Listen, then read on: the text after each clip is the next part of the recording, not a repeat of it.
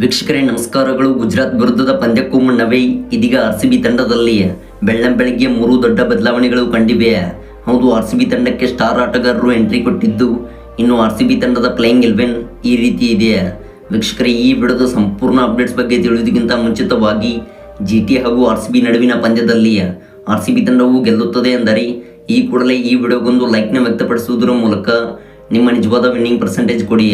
ಹಾಗೆ GT ಗೆಲ್ಲುತ್ತದೆ ಎಂದರೆ comment ಬಾಕ್ಸಲ್ಲಿ GT ಎಂದು ಟೈಪ್ನ ಮಾಡುವ ಮೂಲಕ ನಿಮ್ಮ ಕಾಮೆಂಟ್ಸ್ಗಳನ್ನು ತಿಳಿಸಿ. ಹೌದು, ನೀವು ಮಾಡುವ ಪ್ರತಿಯೊಂದು ಲೈಕ್ಸ್ ಹಾಗೂ ಕಾಮೆಂಟ್ಸ್ಗಳು ಈ ಒಂದು ಪಂದ್ಯಕ್ಕೆ ಮೋಟಿವೇಶನ್ ಸಿಗಬಲ್ಲದು. ಮತ್ತು ವೀಕ್ಷಕರೇ, ಇದೇ ರೀತಿ ಸ್ಪೋರ್ಟ್ಸ್ ಮಾಹಿತಿಗಾಗಿ ದಯವಿಟ್ಟು ನಮ್ಮ ಚಾನಲ್ನ ಈಗಲೇ ಸಬ್ಸ್ಕ್ರೈಬ್ ಮಾಡಿಕೊಂಡು ಅಲ್ಲೂ ನೋಟಿಫಿಕೇಶನ್ನ ಆನ್ ಮಾಡಿಕೊಳ್ಳಿ. ಹೌದು ವೀಕ್ಷಕರೇ, ಇಂದು RCB ಹಾಗೂ GT ತಂಡವು ಚಿನ್ನಸ್ವಾಮಿ ಅಂತಾರಾಷ್ಟ್ರೀಯ ಮೈದಾನದಲ್ಲಿ ಎದುರಾಗಲಿವೆ.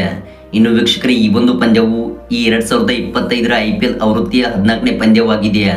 ಹೌದು, ಈ ಪಂದ್ಯದಲ್ಲಿ RCB ತಂಡದ ವಿನ್ನಿಂಗ್ ಪ್ರಾಬಿಲಿಟಿ 55% ಇದ್ದರೆ ಇತ್ತ ಟೈಟನ್ಸ್ ತಂಡವು 45% ಹಂಚಿಕೊಂಡಿದೆ. ಹೌದು, ಈ ಒಂದು ಪಂದ್ಯವು ಹೈ ವೋಲ್ಟೇಜ್ನಿಂದ ಕೂಡಿರಲಿದೆ. ಇನ್ನು ವೀಕ್ಷಕರೇ, ಈ ಎರಡು ತಂಡಗಳು ಆಡಿದ ಎರಡು ಪಂದ್ಯಗಳಲ್ಲಿ RCB ತಂಡವು 2 ಪಂದ್ಯವನ್ನು ಗೆದ್ದು ಬೀಗಿದರೆ ಇತ್ತ GT ತಂಡವು 2 ಪಂದ್ಯದಲ್ಲಿ 1 ಪಂದ್ಯವನ್ನು ಗೆದ್ದುಕೊಂಡು 4ನೇ ಸ್ಥಾನವನ್ನು ಪಡೆದುಕೊಂಡಿದೆ. ಮತ್ತು ಈಗಾಗಲೇ ಈ 2 ತಂಡಗಳು ಹಿಂದೆ ಆಡಿದ 5 ಪಂದ್ಯಗಳಲ್ಲಿ ರಾಯಲ್ ಚಾಲೆಂಜರ್ಸ್ ಬೆಂಗಳೂರು ತಂಡವು 3 ಪಂದ್ಯವನ್ನು ಗೆದ್ದು ಬೀಗಿದರೆ ಇತ್ತ ಟೈಟನ್ಸ್ ತಂಡವು ಕೇವಲ 2 ಪಂದ್ಯವನ್ನು ಗೆದ್ದು ಬೀಗಿದೆ. ಹೌದು, ಈ ಒಂದು ಹಂತದಲ್ಲಿ RCB ತಂಡವು ಮುನ್ನಡೆ ಪಡೆದುಕೊಂಡಿದೆ. ವೀಕ್ಷಕರೇ, ಇನ್ನು ಈ ಒಂದು ಪಂದ್ಯಕ್ಕಿಂತ ಮುಂಚಿತವಾಗಿ ಇದೀಗ RCB ತಂಡದಲ್ಲಿ ದಿಢೀರನೆ ಬೆಳ್ಳಂಬೆಳಗ್ಗೆ 3 ದೊಡ್ಡ ಬದಲಾವಣೆಗಳು ಕಂಡಿವೆ. ಹೌದು, ಪ್ರಮುಖವಾಗಿ RCB ತಂಡದಲ್ಲಿ ಬದಲಾವಣೆಗಳಾಗುವಂಥ ಸಾಧ್ಯತೆ ಅಂದರೆ ಟಿಮ್ ಡೇವಿಡ್ ಅವರ ಬದಲಿಗೆ ಜಾಕೋಬ್ ಬೆಥೆಲ್. ಇನ್ನು ವೀಕ್ಷಕರೇ, ಸ್ವಸ್ತಿಕ್ ಚಿಕಾರ್ ಅವರು ಕೂಡ ಇವತ್ತಿನ ಪ್ಲೇಯಿಂಗ್ 11ನಲ್ಲಿ ಕಾಣಿಸಿಕೊಂಡರೆ ರೊಮಾರಿಯೋ ಶೆಪರ್ಡ್ ಅವರು ಕೂಡ ಇಂದಿನ ಪಂದ್ಯದಲ್ಲಿ ಆಡಬಹುದೆಂದು ಇದೀಗ ಸೋಷಿಯಲ್ ಮೀಡಿಯಾಗಳು ಅಪ್ಡೇಟ್ಸ್ ತಿಳಿಸಿವೆ.